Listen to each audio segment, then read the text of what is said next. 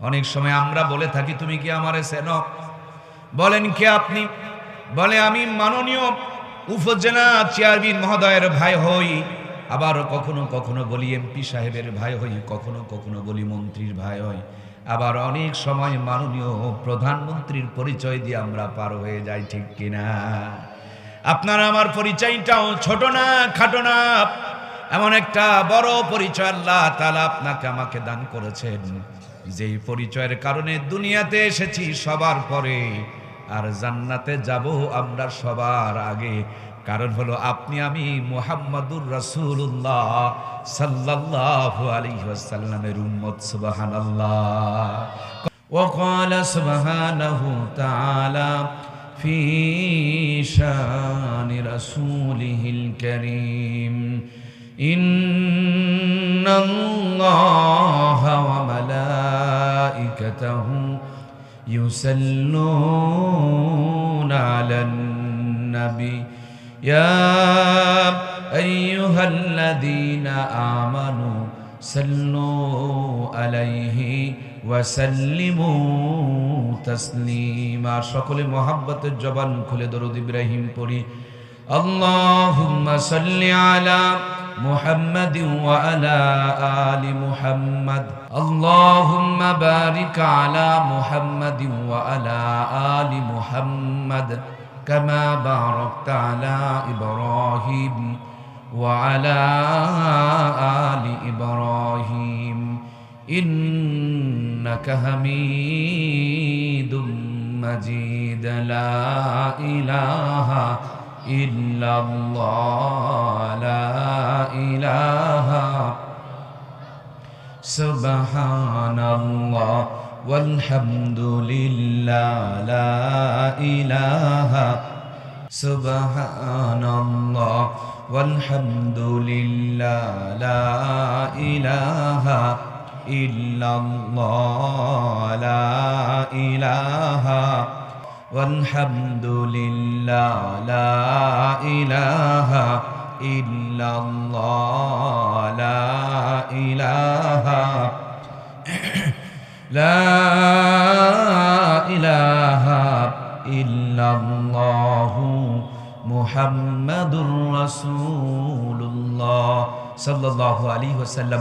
যা আল্লাহর কাছে শুকরিয়া আদায় করছি, আল্লাহ আমাদেরকে পাপ মুক্ত রেখেছেন। সময়টা কেমন চলছে জানেন? সুন্নত তরিকায় বসে প্রসাব করলে ব্যাকডেট, আর কুত্তার মতন দাঁড়িয়ে প্রসাব করলে নাকি আপডেট।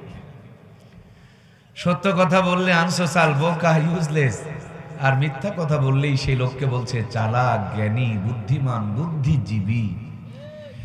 শরীর ঢাকা পোশাক পরলে ব্যাকডেট, আর কাপড় পরে যারা যত্ন করে ইজ্জতটা টান টান করে বের করে দেখায় বেড়ায়, তো ওই কাপড় পরনেওয়ালা ন্যাংটারা আজকে নিজেদেরকে দাবি করছে আপডেট। কথা বলুন ঠিক কিনা?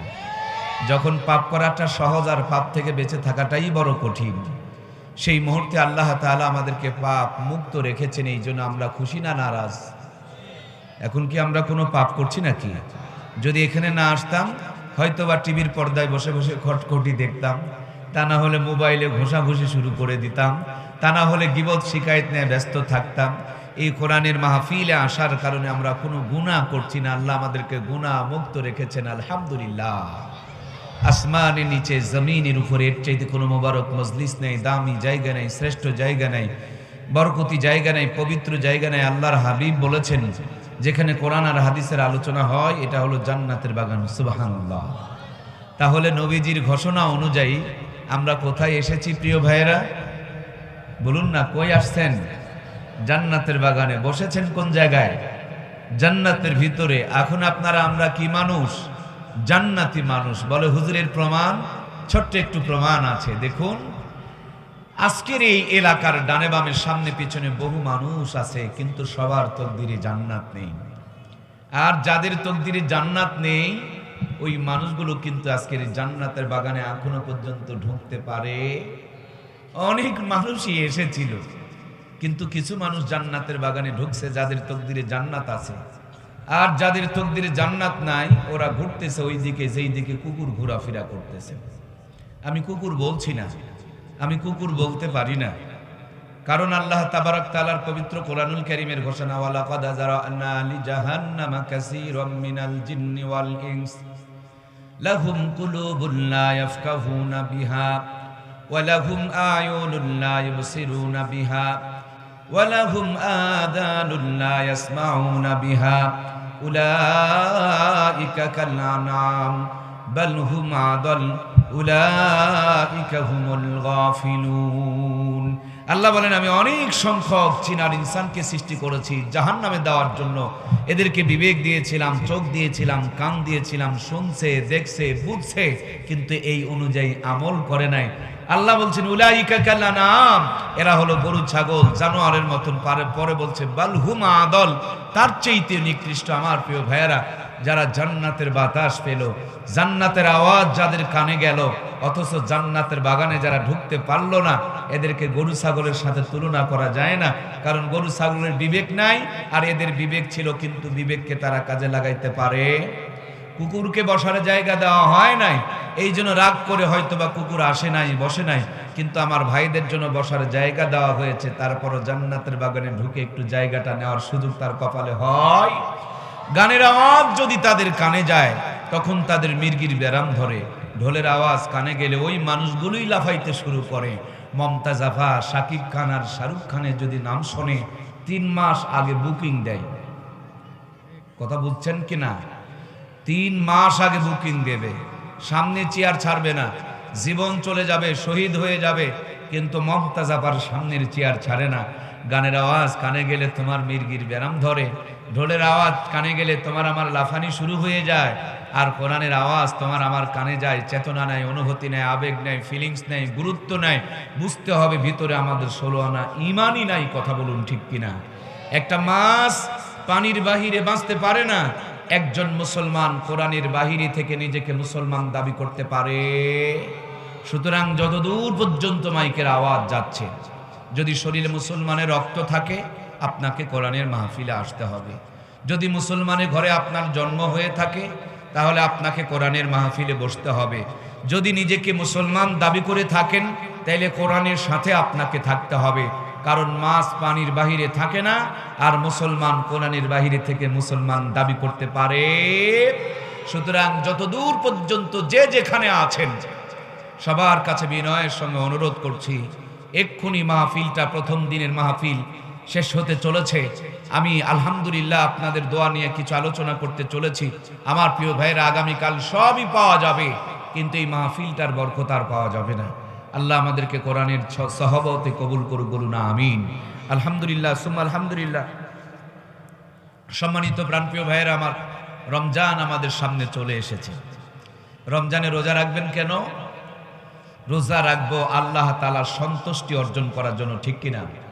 আমার ভাইয়েরা, রোজা আল্লাহর জন্য, আর রোজার প্রতিদান খোদ আল্লাহ তাবারক তাআলা নিজেই দান করবেন। সুবহানাল্লাহ। আল্লাহ তাআলার 3টা গুণ রোজাদারের ভিতরে পাওয়া যায়। 1 নম্বর গুণ, আল্লাহ কি কোনো খায়? আল্লাহ কি খায়? রোজাদারও খায় না। আল্লাহ পান করেন, রোজাদারও রোজা রেখে পান করে না।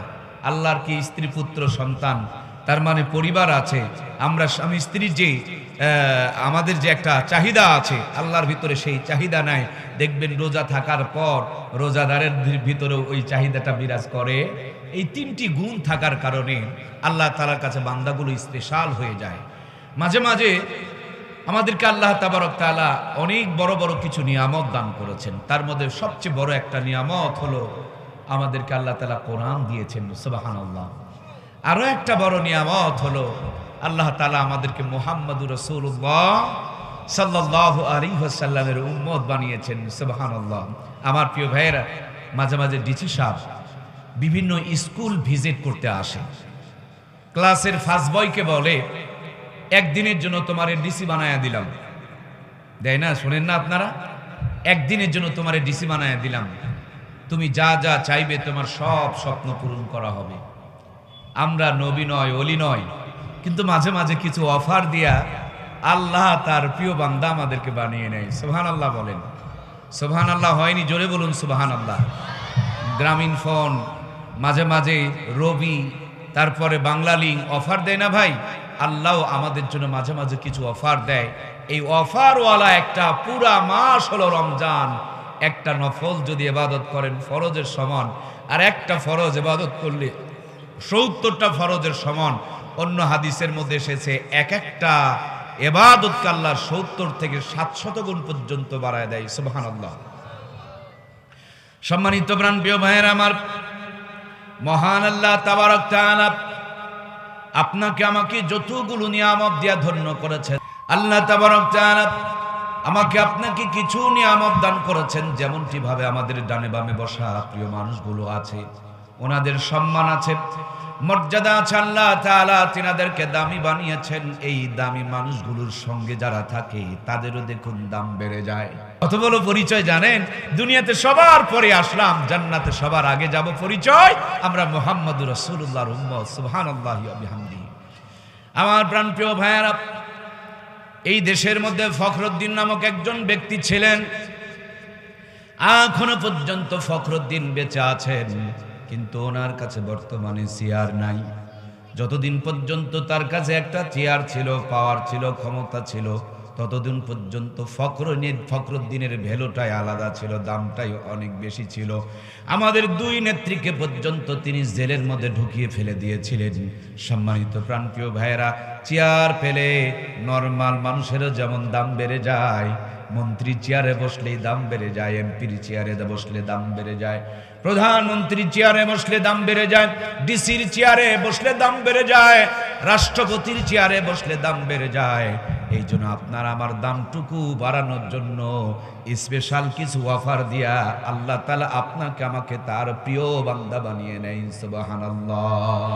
এরকম 5টা গুরুত্বপূর্ণ টাইম প্রত্যেক বছর প্রত্যেকটি মানুষের জন্য আসে। 1 নম্বর হচ্ছে নিসফু শাবান, শাবানের মধ্য রজনী, যেটাকে লাইলাতুল কদর, আপনার শবে বরাত বলে থাকি আমরা।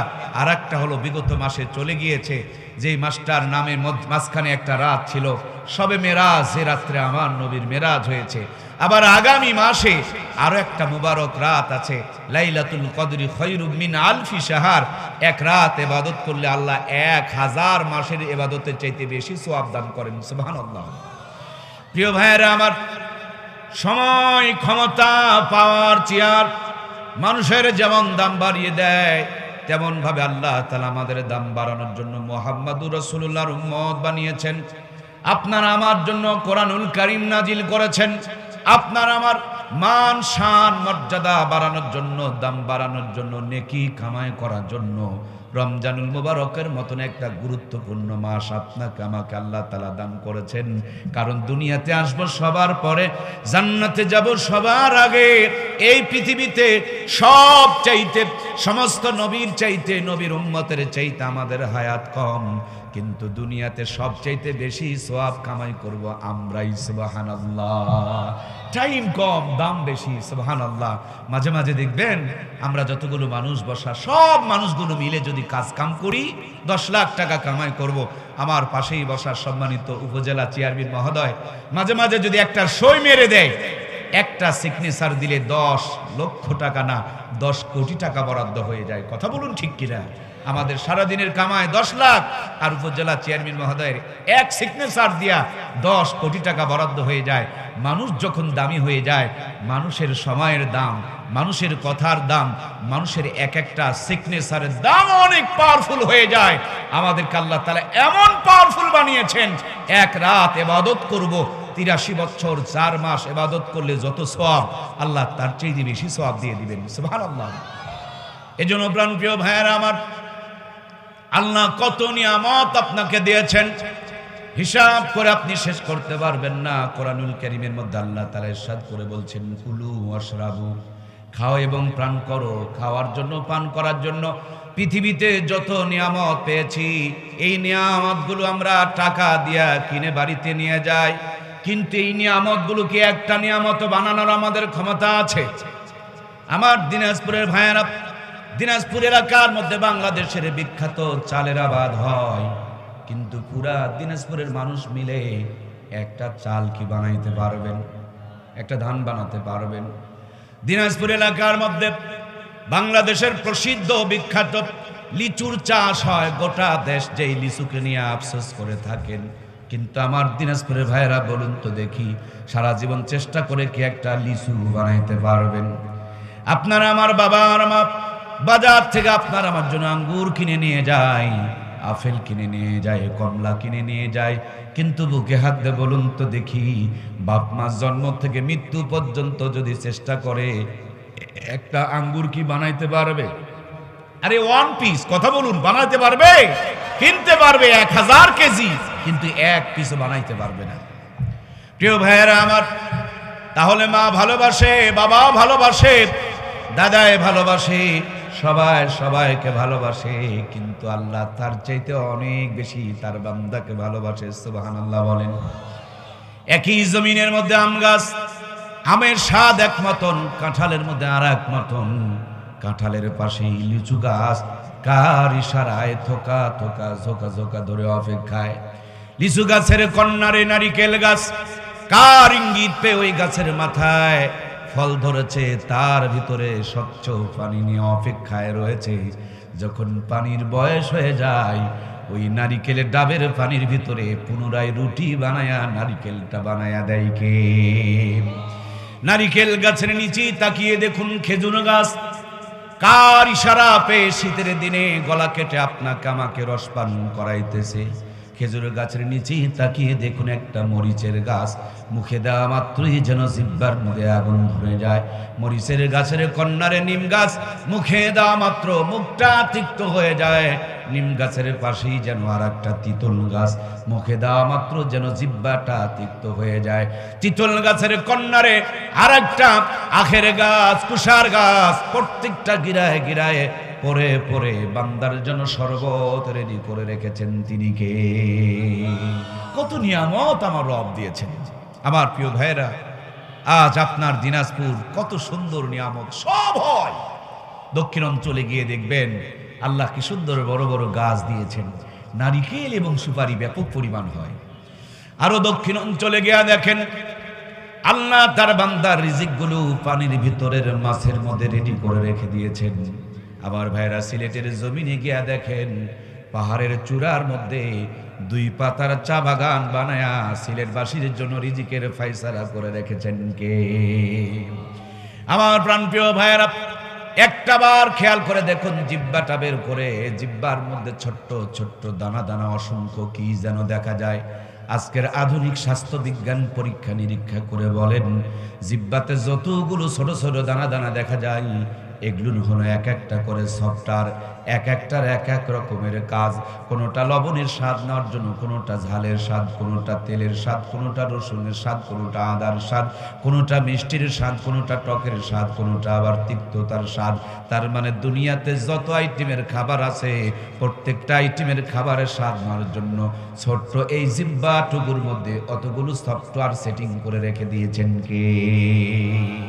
একসাথে আচারে 12টা আইটেম মিক্সার করে জিহ্বায় দিয়েছেন।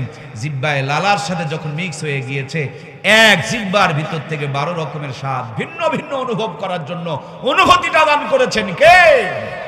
সম্মানিত প্রিয় ভাইয়েরা আমার, আল্লাহ তাবারক তাআলা এই যে জিহ্বা দিলেন, তার উপর দিকে ছোট্ট একটা আলা জিভ দিলেন। মনের মধ্যে কোনো কিছু জাগে, মনে বলতে ইচ্ছা করলেই মুখটা নড়তে শুরু হয়ে যায়, যেমনি বলতে চান তেমনি যেন মুখ থেকে বের হয়ে যায়। এই সুন্দর কারুকার্য দিয়া কথা বলার মতন তৌফিক দিলেন কে?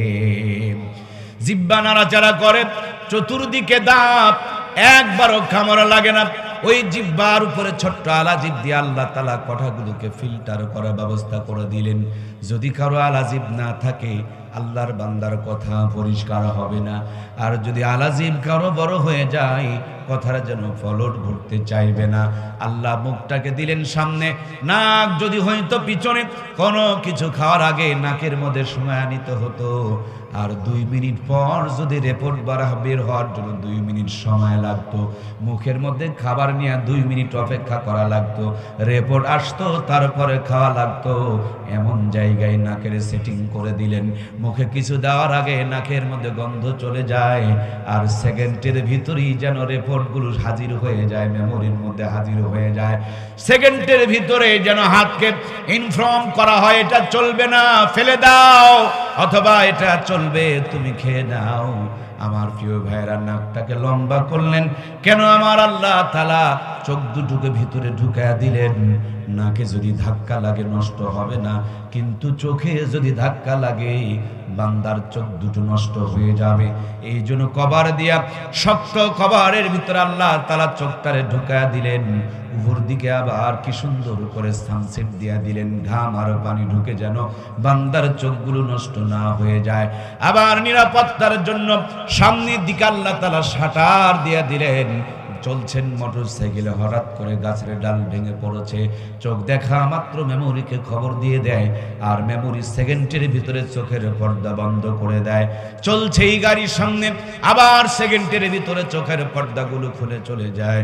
এতগুলো কুদরতি নিয়ামত দিয়া এই দুনিয়াকে সুন্দর করে যিনি দেখার ব্যবস্থা করে দিয়েছেন, ওই আল্লাহর দেওয়া দুটি চোখ দিয়া আল্লাহর কোরআনুল কারীমটা দেখে দেখে তেলাওয়াতের দরকার আছে না নাই? আমাদের টিভি দেখতে সময় চলে যায়, ফেসবুক চালাতে সময় চলে যায়, কোরআন শরীফ পড়ার মতন আমাদের হাতে আর সময় নাই। আমাদের টিভি রিমোট টিপতে টিপতে রিমোটের বাটন খোয়া যায়, আর কোরআনের উপরে 2 আঙ্গুল ময়লা জমে যায়। এই হলো কপাল পোড়া মুসলমান আমরা।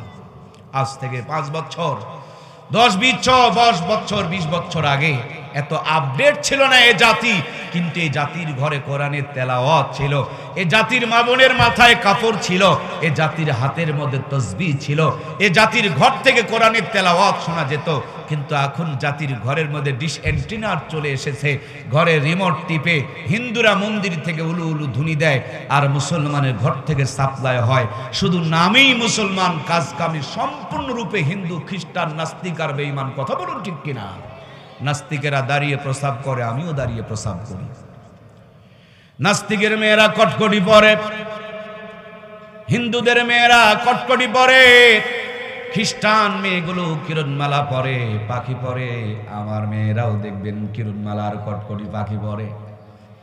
আমার প্রাণপ্রিয় ভাইয়েরা, একজন পৈতলিক সেও দাড়িগুলো সেভ করে, আমিও সেভ করি। আমার প্রাণপ্রিয় ভাইয়েরা, একজন নন মুসলিম রাস্তার পাশে দাঁড়িয়ে প্রস্রাব করে, আমি মুসলমানের ঘরে জন্ম নিয়ে আমিও রাস্তার পাশে দাঁড়িয়ে প্রস্রাব করি। নন মুসলিমটাও যেমন প্রস্রাব করে, ঢিলা কুলুপ নেয় না, পানি নেয় না, আমার মুসলমানের দিকেও তাকিয়ে দেখেন, তাদের যেন ঢিলা কুলুপের প্রয়োজন হয় না।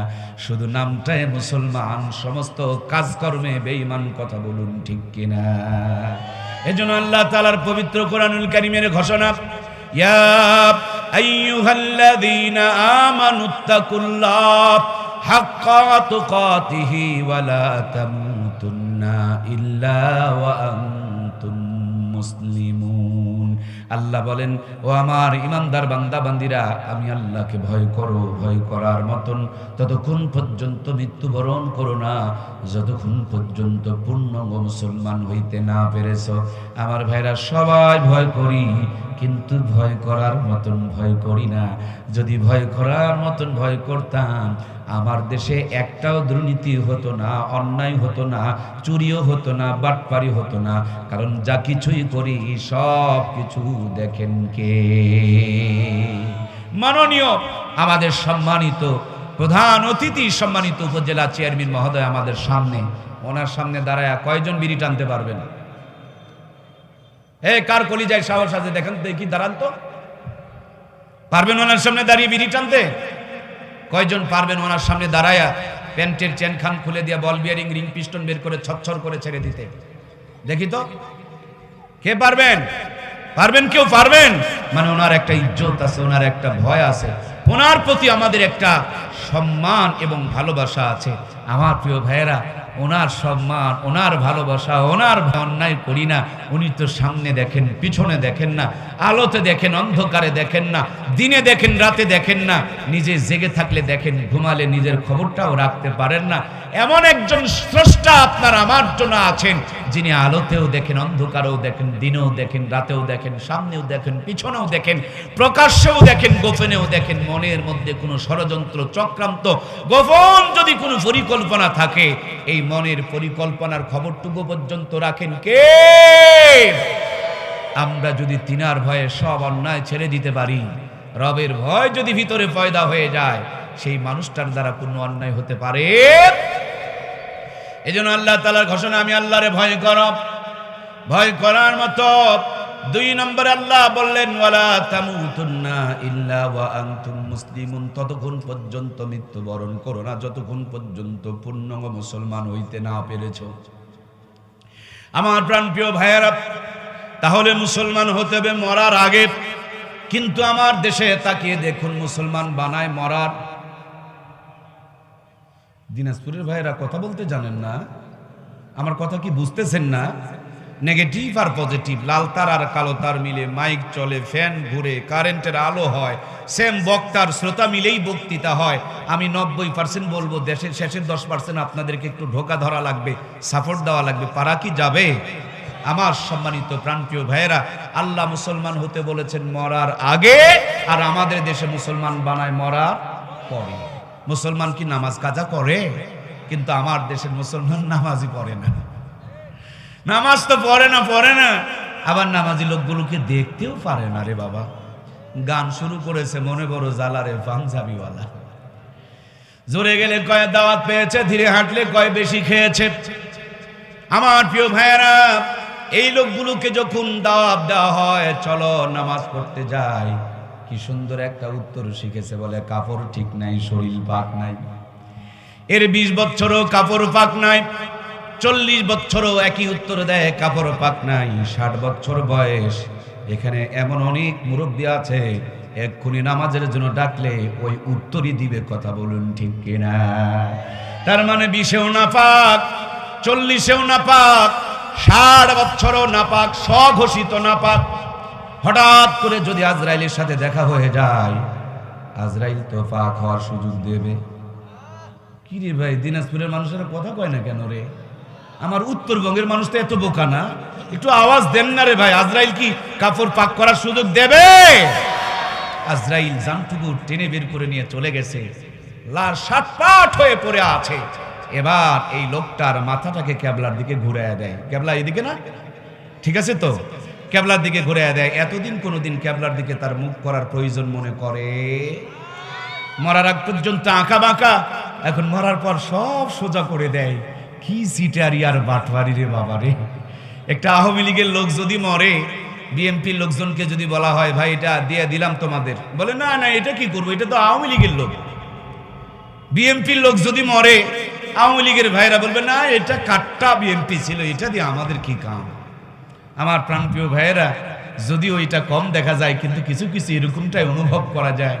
আমার সম্মানিত প্রাণপ্রিয় ভাইয়েরা, লোকটা ছিল সারা জীবন ইসলামের বিপক্ষে, এখন মরার পর দেখেন ইসলামের পক্ষে নেওয়ার জন্য কত সিটারি শুরু হয়। মাথাটাকে ঘুরাইয়া দেয়, হাত পাগুলোকে সোজা বানিয়ে দেয়, চোখগুলো যদি, মুখগুলো যদি হা করে থাকে, গামছা দিয়ে বেঁধে চোখ মুখগুলোকে বন্ধ করায় দেয়।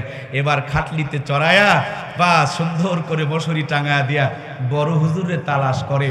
এতদিন পর্যন্ত হুজুর দেখলেই ওনার অ্যালার্জি বেড়ে যেত, এখন মরার পর ওই হুজুর ছাড়ার কোনো উপায়। ইমাম সাহেব গেটের মধ্যে গিয়া সালাম দেয়, বাবায় টের পেয়েছে, ইমাম গেটে ডাকে, ভিতর থেকে সন্তানকে শিখাইয়া দেয়, যাও হুজুরকে গিয়া বলো আব্বা বাড়িতে নাই। বেটা এসে গেটে বলে, হুজুর আমার বাবাই কইছে বাবা বাড়িতে নাই। তার মানে মনে মনে ভেবেছে হয়তোবা হুজুর চাঁদা নিতে এসেছে, মসজিদের কালেকশন করতে এসেছে, মাদ্রাসার কালেকশন করতে এসেছে। এতদিন ইমাম থেকে পালায় বেড়ায়, আর এখন মরার পর ইমাম ছাড়া কোনো উপায়। এলাকার বড় হুজুরকে ডাকো, বড়ই পাতার গরম পানি বানাও, সুন্দর করে গোসলটা করিয়ে দাও। কসলে কসলে গরম পাতার বড়ই পানি দিয়া গোসল করাও। কারণ নাপাকটা 1 দিন 2 দিন, 1 মাস 2 মাস, 1 বছর 2 বছর, 20 বছর 30 বছর 50 বছরে না, এটা স্বঘোষিত 60 বছরের নাপাক। ওয়াজই বোঝে নাই, কতদিনে নাপাক। চিন্তা করছেন? এতদিন হুজুরের বাঁশ দেয়, এখন হুজুরকে দিয়া 60 বছরে নাপাককে পাক বানায়। সিটারি তো একটা লিমিটেশন থাকার দরকার। এটা আনলিমিটেড একটা সিটারি আর বাটপারি, কথা বলুন ঠিক কিনা?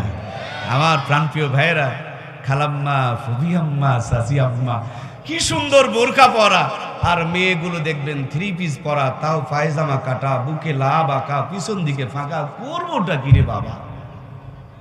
যেই খালার দিকে চোখ গেলেও মানুষ চোখ ফিরিয়ে নিবে, সেই বেচারি রাখছে নিজেকে ঢাকা।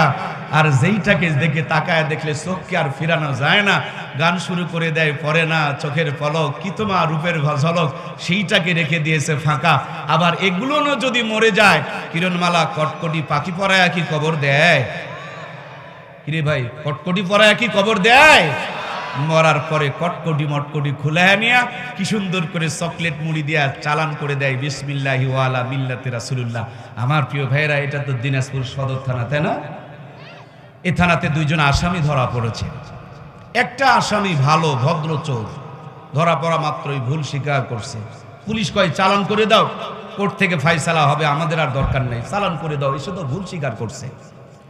আর একটা খালি চোর না, এটা হলো বাটপার। পুলিশকে গরম করে চোখ বের করে দেখায় আর বলে, বেটা পুলিশ তুই কি আমারে চেনস? পুলিশে কয় না জানি, কোনো বড় নেতা হতে পারে। বলে কে আপনি? বলে আমি প্রধানমন্ত্রীর বড় ভাই। কার বড় ভাই? পুলিশ তো চমকে উঠছে, কি রে প্রধানমন্ত্রী বড় ভাই, বিশাল ব্যাপার স্যাপার। বেচারির কথা কিন্তু সত্য আছে। আমাদের জাতির পিতা যদি বঙ্গবন্ধু হয়, তাহলে ওনার মেয়ে কি আমাদের বোন নয়? আর বোনের যদি বয়সে বড় হয়, তাহলে কি ছোট ভাই বলে নাকি? এই কথা বলছেন না কেন? কি ভাই? বড় ভাই। কথা সত্য, মতলব খারাপ। কথা ঠিক, কিন্তু আর চরিত্র ওর মতলব খারাপ। পুলিশ তো একবার মাথায় তাকায়, আর একবার পাছায় তাকায়, আর একবার জুতায় তাকায়। নেতা হলে একটা নেতামি ভাব আছে না রে ভাই? চেহারা সুরত দেখে কি চেনা যায় না? উনি একবার মুখের দিকে তাকায়, তাকায় দেখে ওরে বাবা, সেই গাঁজার গন্ধ বের হয়। চুলের দিকে তাকায় দেখে চুলগুলোর জট ধরা। চোখের দিকে তাকায় দেখে চোখ ভিতরে ঢুকে গেছে, চোখের কোনায় ময়লা জমে আছে। আর মোচের দিকে তাকায় দেখে গাঁজা খেতে খেতে মোচগুলো কয়রা ধরে গেছে। এবার পিছন দিকে তাকায় দেখে ফেন্সিল খাওয়ার কারণে আমার ভাইয়েরা পাছার চামড়া পর্যন্ত শুকায় গিয়েছে, প্যান্টটা অর্ধেক খুলে পড়তেছে, আর শরীর থেকে এত দুর্গন্ধ বের হচ্ছে।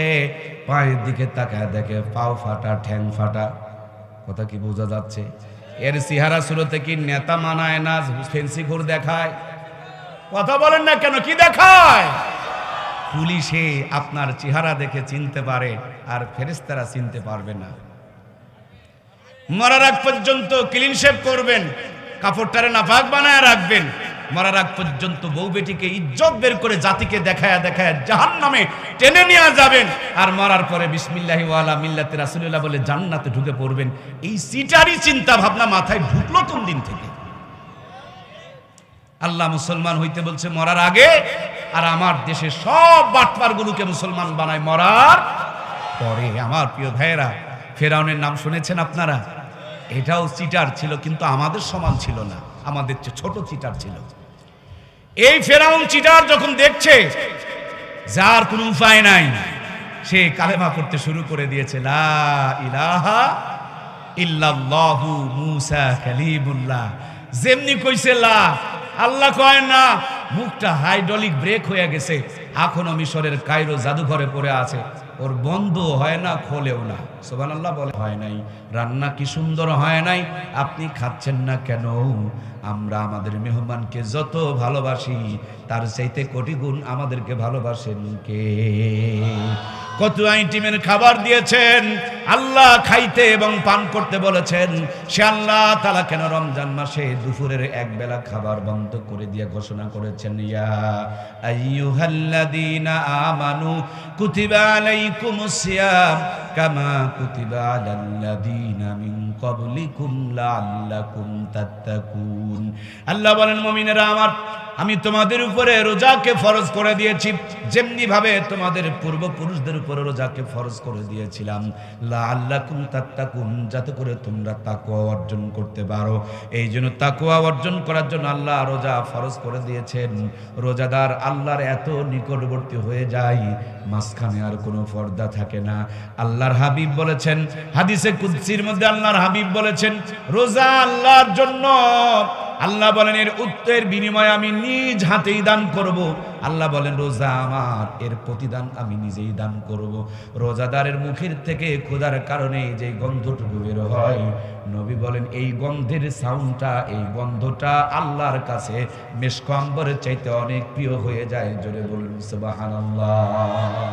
রোজা হলো ঢাল, যতক্ষণ পর্যন্ত এটাকে চিরে ফেলে দেওয়া হয়, না ফেলে দেওয়া হয়, না ফাড়া হয়, ততক্ষণ পর্যন্ত এটা মানুষকে জাহান্নাম থেকে বাঁচায় দিবে, বেড়া স্বরূপ ঢাল স্বরূপ জাহান্নাম থেকে বাঁচায় দিবে। নবীজির জামানায় 3 জন সাহাবী বড় অসুস্থ হয়ে পড়লেন।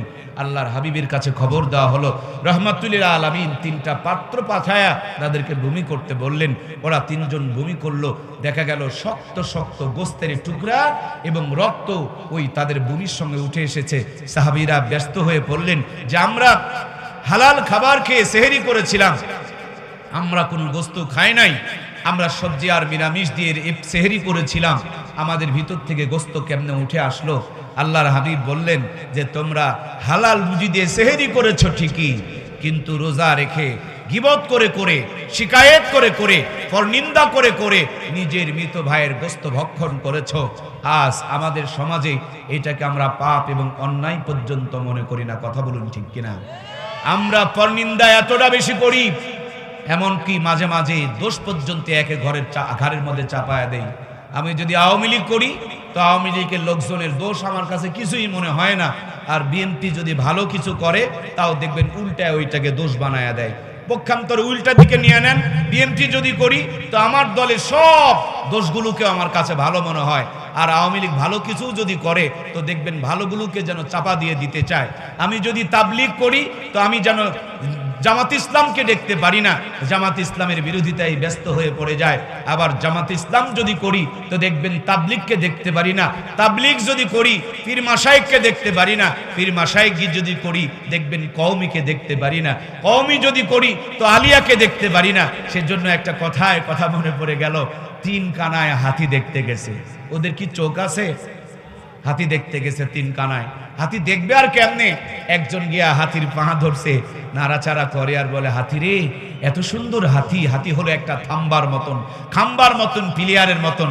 আর একজন গিয়া হাতির নিঙ্গুর ধরছে, লেজ ধরছে, এটা নিয়ে নাড়াচাড়া করে আর বলে, হাতি এত সুন্দর, এ তো ঝাঁটার মতন, ঝাড়ুর মতন। আর একজন গিয়া হাতির কান ধরছে, কান ধরে নাড়াচাড়া করে আর বলে, আহারে হাতি এত সুন্দর, মানুষের বাড়িতে ভিক্ষা করতে গেলে এই হাতির মতন কুলাতে করে আমাদেরকে ভিক্ষা দেওয়া হয়। সুতরাং হাতি হলো কুলার মতন।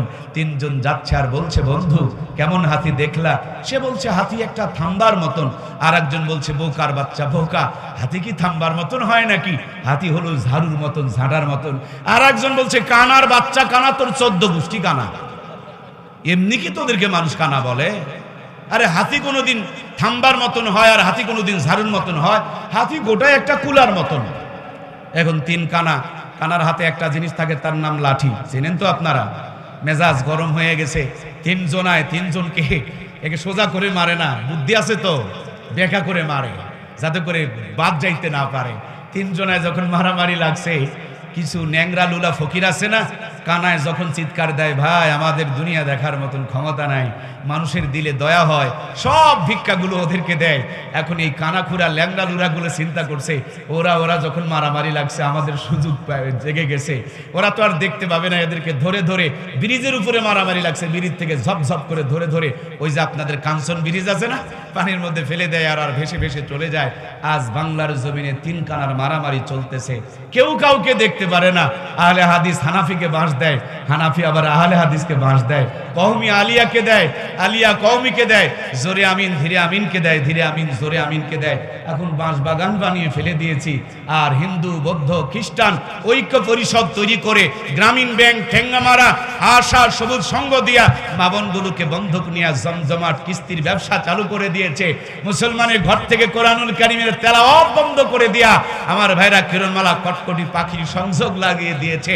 মুসলমানের হাত থেকে কোরআনুল কারীমকে ছিনিয়ে নিয়ে সন্তানগুলোকে রাস্তার পাশে কুত্তার মতন প্রসাব করিয়ে ছাড়তেছে। কথা বলুন ঠিক কিনা?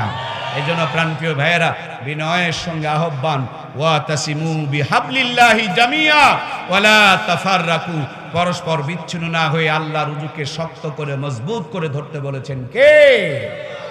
আল্লাহ শক্ত করে মজবুত করে ঐক্যবদ্ধ হয়ে ধরতে বলেছেন।